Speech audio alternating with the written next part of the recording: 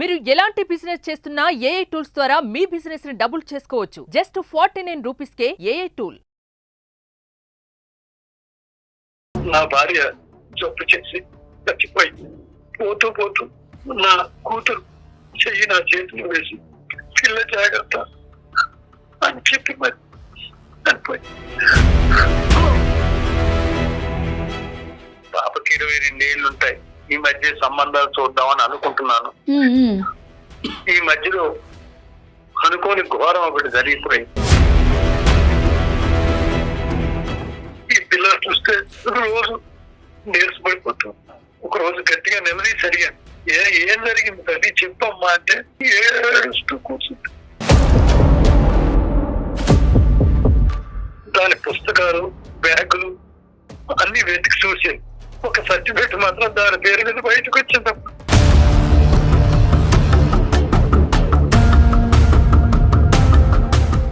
ఇంత దారుణం జరుగుతుంది ఊహించలేదు. అయ్యో సున్నాను గారు,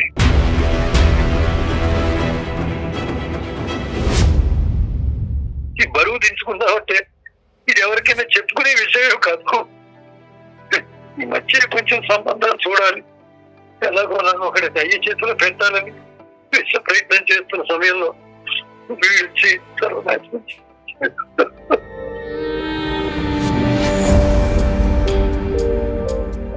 ఈ పిల్లలు చూసుకోవాలంటే నేను ఇంకా ఉరేసుకోవాలనుకున్నాను. అయ్యో. నమస్తే కళ్యాణ్ గారు. నమస్తే జయ గారు. కళ్యాణ్ గారు, ఇప్పటి వరకు మనకు ఒక ఏజ్ గ్రూప్ వాళ్ళ దగ్గర నుంచే మెయిల్స్ వస్తూ ఉన్నాయి. వాళ్ళ ఇష్యూస్కి మీరు మాట్లాడుతున్నారు. ఇప్పుడు కొంచెం పెద్ద ఆయన అనిపించిందండి, ఒక మెయిల్ వచ్చింది. తన కూతురికి సంబంధించిన ఒక అంశం. ఎంత బాధపడుతున్నారంటే అసలు మాటల్లో చెప్పలేకపోతున్నాం, అసలు ఎక్స్ప్రెస్ చేయడానికి కూడా అవ్వని విషయం అనమాట. అది మన దగ్గరికి, మన వేదిక మీదకి తీసుకురావాలని ఆయన కోరుకుంటున్నారు. పెద్ద ఆయన మీరు పర్మిషన్ ఇస్తే నేను కాల్ చేస్తానండి. అయితే మీతో కూడా చాలా మంది పర్సనల్గా మాట్లాడాలనుకుంటున్నారండి. సో డాక్టర్ గారితో మీతో పర్సనల్గా మాట్లాడాలనుకుంటే వాట్సాప్ నెంబర్ కనుక మనం ఇస్తున్న నెంబర్కి కాల్ చేస్తే. హలో, నమస్తే అండి. నమస్తే అండి, నేను జయానండి, అందమైన జీవితం నుంచి కాల్ చేస్తున్నాను. సూర్యప్రకాష్ గారా? సూర్యప్రకాష్ గారండి, సూర్యనారాయణ గారా? నమస్తే అండి. నమస్తే సూర్యనారాయణ గారు. నాతో పాటు డాక్టర్ కళ్యాణ్ చక్రవర్తి గారు ఉన్నారు. ఒక్కసారి మాట్లాడండి. వారికి కూడా నమస్కారం చెప్పండి. అట్లాగే. నమస్తే సూర్యనారాయణ గారు. నమస్కారం సార్. ఏదో కొద్దిగా ఇబ్బందికరంగా చాలా భావోద్రేకంతో ఒక ఈమెయిల్ పెట్టారు. మీరు పెట్టారో ఎవరి చేతన పెట్టించారో తెలియదు, కానీ సమస్య ఏంటో చెప్పండి సూర్యనారాయణ గారు. నమస్కారం డాక్టర్ గారు. నమస్కారం అమ్మా. నా పేరు సూర్యనారాయణ. అయితే నాకు వచ్చిన దారుణమైన కష్టం ఇది ఎవరికి కూడా రాకూడదు. నేను ఎలా మాట్లాడాలో కూడా తెలియని పరిస్థితికి వెళ్ళిపోయాను. ఈ మధ్య నాకు కూడా సరిగా ఒంట్లో బాగుండట్లేదు. దుఃఖాన్ని ఆపుకోలేకపోతున్నానమ్మా. నేను 10 ఏళ్ల క్రితం నా భార్య జబ్బు చేసి చచ్చిపోయింది. పోతూ పోతూ నా కూతురు చెయ్యి నా చేతిలో వేసి పిల్ల జాగ్రత్త అని చెప్పి మరి చనిపోయింది.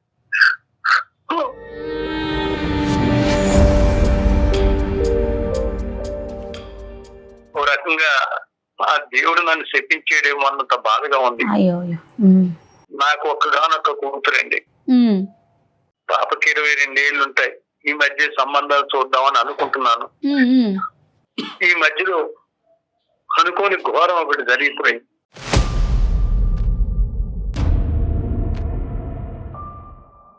ఈ పిల్లలు చూస్తే రోజు నీరసపడిపోతాం. సరిగా అన్నం తింటం లేదు. ఏమైందమ్మా అంటే ఏమి చెప్పం. ఏం లేదు నాన్న అని నీరసంగా చెప్తాను. కాలేజీకి అయితే దగ్గరుండి మరీ దింపేవాడిని.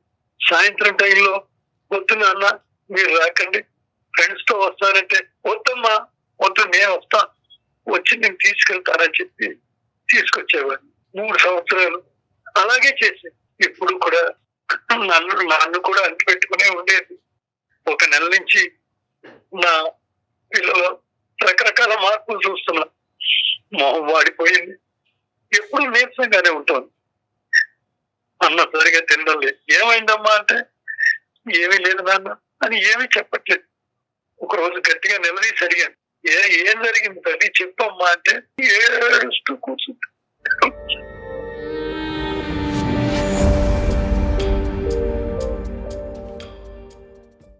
అమ్మనుకునే చెప్పమ్మా అని మరీ అడిగితే ఏడుస్తూ కూర్చుంటుంది. ఇంకెలా లాభం లేదని పాప పడుకున్న సమయంలో దాని పుస్తకాలు, బ్యాగులు అన్ని వెతికి చూసాను. ఒక సర్టిఫికెట్ మాత్రం దాని పేరు మీద బయటకు వచ్చినప్పుడు అది అబార్షన్ జరిగింది.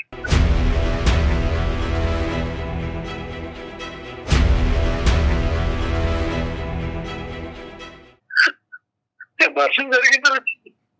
నాకు గుండె పెట్టినంత పనైంది. డాక్టర్ గారు ఇలాంటి కష్టాలు ఎవరికి నేనెంతో కష్టపడి పెంచుకున్న కూతురు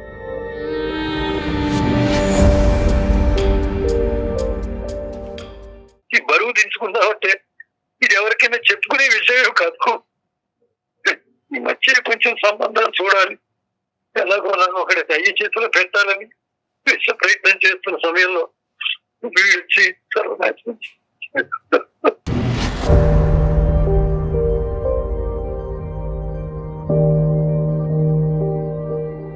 ఏం చేస్తుందండి పాప? డిగ్రీ చదివిందమ్మా. పాపకి అంటే సూర్యనారాయణ గారు, మీరు ఆల్రెడీ చాలా ఆవేదనలో ఉన్నారు. పాప జీవితంలో ఇంతకు ముందు ఎప్పుడైనా ప్రేమించటం ఇలాంటి సంఘటనలు ఎప్పుడైనా జరిగినాయా, లేదంటే ఇలాంటి అంశం వినటం ఇదే ఫస్ట్ టైమా మీ జీవితంలో? నా జీవితంలో ఇదే ఫస్ట్ టైం సార్. ఇదే ఫస్ట్ టైం. ఏమని చెప్పిందండి పాప? ఏమని చెప్పింది? ఎలా మోసపోయిందంట? ఈ సోకాల్డ్ ఎదవులు ఎవరైతే ఉన్నారో వాళ్ళ ఉచ్చులో ఈ అమ్మాయి ఎలా చిక్కుకుంది? ఏమని చెప్పిందా? ఏమైనా వివరాలన్నా చెప్పిందా అమ్మాయి ఇప్పటికైనా? గట్టిగా అడిగితే చెప్పింది డాక్టర్ గారు. అయితే ఈ తెలిసి తెలియని వయసు, అది కాక ఈ ఎవరో పోకిరి ఎదవలు, రౌడీలు ప్రేమ అంటూ వెనకాల పడ్డారు. ఆ పిల్ల ఆ మాటలు నమ్మేసింది. మాయ మాటలు నమ్మి ఇంతవరకు తెచ్చుకుంది. బాధపడకండి అండి.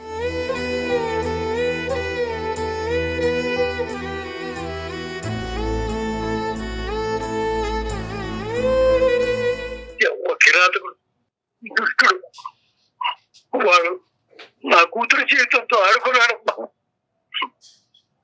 వాడు చేసేసాడు.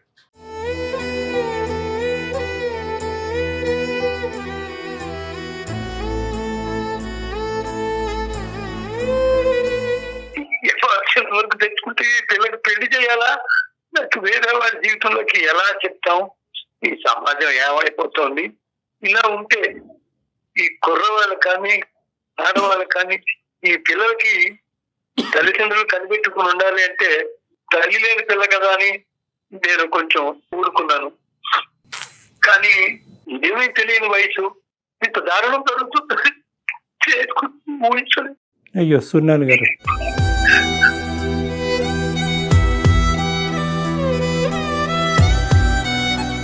ఈ పిల్లలు చూసుకోవాలంటే నేను ఇంకా ఉరేసుకోవాలనుకున్నాను. అయ్యో ఇలా అనాథ అయిపోతుంది ఒక పక్క భయం.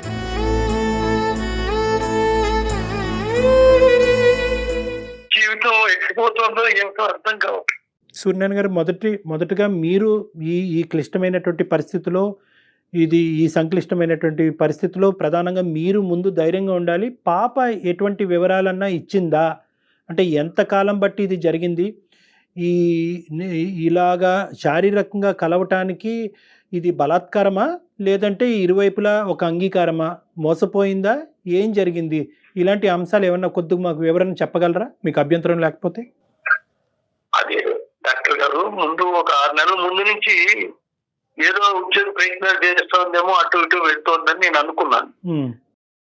అదే ఇంకా మనం కూడా ఏదైనా చెయ్యాలి అనుకున్న సమయంలో ఈ పోకిరి మీద ఎవరు తగిలేరో తెలియదు.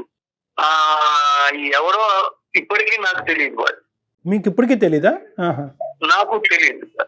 అంటే ఆ కాలనీ వాడా, కాలేజ్ వాడా, ఆఫీస్ వాడా ఎంతో కొంత తెలిసి ఉంటుందిగా మీకు? ఈ కాలనీలో దూరం అయ్యిండి ఉండొచ్చు, లేదా వేరే ప్లేస్ నుంచి అయినా వచ్చి ఉండొచ్చు. వాళ్ళు ఈ పిల్ల వెనకాల పడుతున్నారని చెప్పింది నాకు.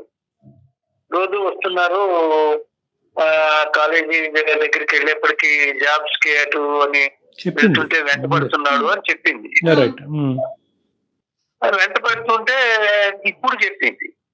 అప్పుడు చెప్పుకుంటుంటే నేను వెనకాల ఉండేవాడిని, ఏదైనా మాట్లాడేవాడిని. ఇప్పుడు ఏమి చేయలేని పరిస్థితి. అసలు ఏం చేయాలో అర్థం అన్నటువంటి. ఇప్పుడు పాప ఏమంటుందండి? వాడు వేరే అబౌట్స్ ఏమైనా తెలుసా? ఇది లేదంటే వాడు ఎక్కడున్నాడు, ఏం చేస్తున్నాడు, ఇప్పటికీ ఇబ్బంది పెడుతున్నాడా, వాడిని పట్టుకునే అవకాశం ఉందా, పోలీసులు కంప్లైంట్ చేయాలా? పోలీసులు కంప్లైంట్ చేసినా ఎవరని చెప్పడానికి లేదండి. ఈ పిల్లకి తెలియట్లేదు. ఇప్పుడు వాడిని మర్చిపోయిందో తెలీదు, వాళ్ళు ఎక్కడుంటారో సరిగా తెలీదు. ఏదో బైక్ మీద వచ్చేవాడని బాగా ఫాలో అవుతున్నాడు. పూర్తిగా ఈ అమ్మాయి ఏం చెప్పట్లేదు. నానంటే భయము, మనం ఇన్ హౌస్ కౌన్సిలింగ్ చేసి కనుక్కోవాలి. చెప్పండి. ఏదైనా మత్తు మంది కలిపేసి ఏదో చేసి ఉంటాడని చెప్పి నాకు కొంచెం అనుమానంగా ఉంది. అయితే అలాగే చెప్పింది పాప కూడా. ఇక్కడ సినిమాకి తీసుకెళ్లారన్నారు. తర్వాత నుంచి ఏదో గెస్ట్ ఎక్కడికి వెళ్ళారో తెలియదు. నేనే మోసపోయా తప్ప ఇక్కడ ఎవరికి ఏమీ లేదు.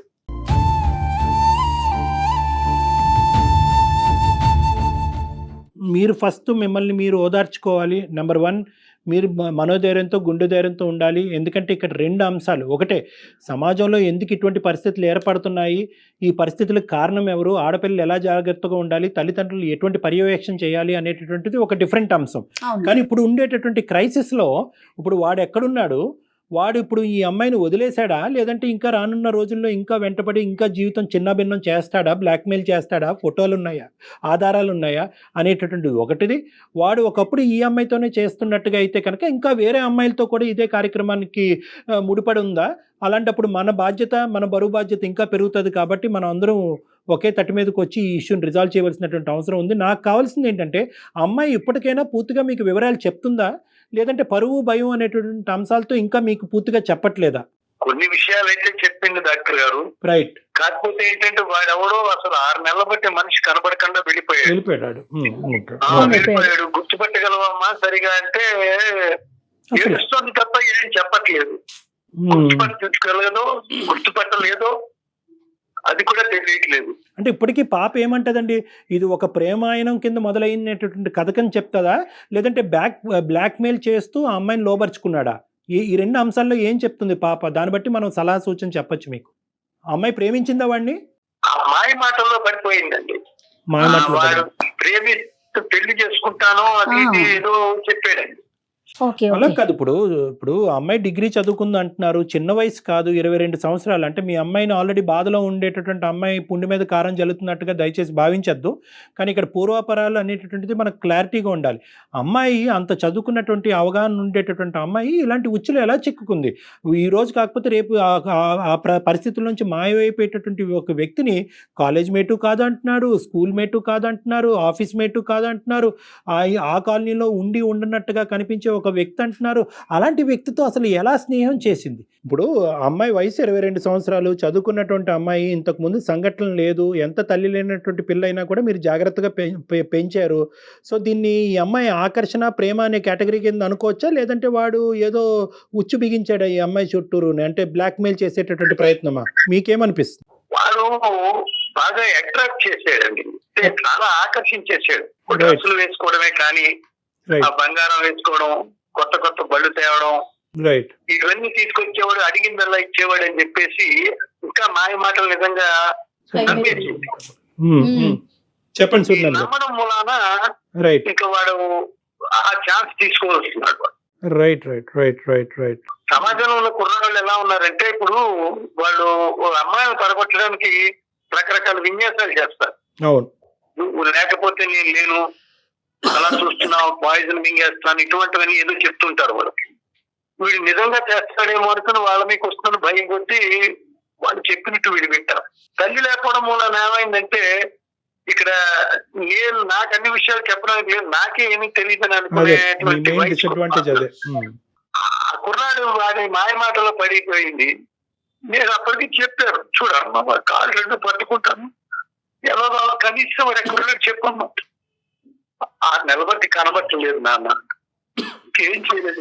ఇప్పుడు సూర్యనారాయణ గారు, ఇప్పుడు మరీ అంత కనిపించకపోయేటటువంటి పరిస్థితి ఏమి ఉండదు. ఎందుకంటే ఇది చాలా పెద్ద అంశం. ఎందుకంటే 2 విధాలుగా, ఒకటి ఏంటంటే ఈడు మళ్ళీ మీ అమ్మాయి జీవితంలో ప్రవేశిస్తాడా, మళ్ళీ ఈ అమ్మాయిని రేపు పొద్దున ఇబ్బంది పెడతాడా? ఇప్పుడు జరిగినటువంటి దాన్ని మనం ఏం తిరిగి రాయలేము. అది నెంబర్ 1.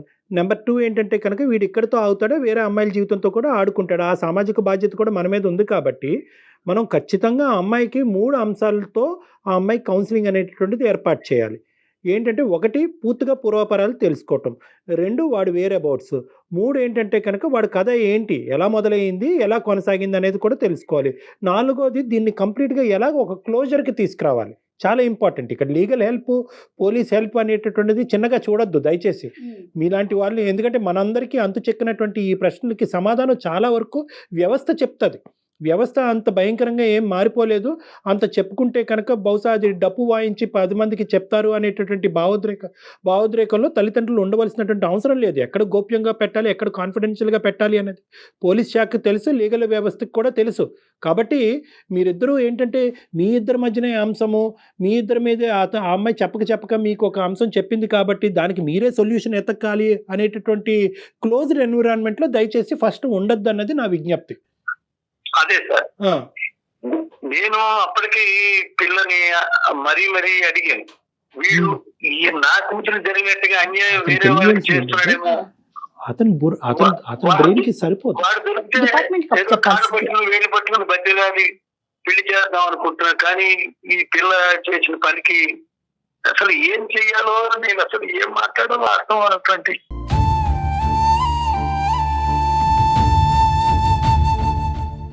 మీరు పోలీసుల హెల్ప్ కనుక తీసుకోగలిగితే రేపటి రోజున మళ్ళీ అతను ఇంకొకసారి ఇబ్బంది పెట్టడానికి అవకాశం ఉండదు. మీ అమ్మాయినే కాదు, ఏ అమ్మాయి ఇలాంటి ఇబ్బంది పడకుండా ఉండాలి అంటే ఒక్కసారి మీరు కంప్లైంట్ లాగా అట్లా ఏదైనా రేస్ చేస్తే బాగుంటుంది అంటున్నారు. ఒకటి సూర్యనారాయణ గారు, ఇది ఒక పాయింట్ లీగల్ హెల్ప్ తీసుకోవటం. ఇప్పుడు మీరు చెప్పినటువంటి పాయింట్ ఆకర్షణ అనేటటువంటి అంశంలో ప్రధానంగా యువకులకు తెలుసుకోవాల్సినటువంటి ఈ సందర్భం, ప్రధానంగా ఆడపిల్లలకి తెలియవలసినటువంటి అంశం ఏంటంటే మేల్ ఫీమేల్ అట్రాక్షన్, ఆడ మగవాళ్ళు అనేటటువంటి సృష్టి ధర్మం, అది న్యాచురల్గా ఉంటుంది.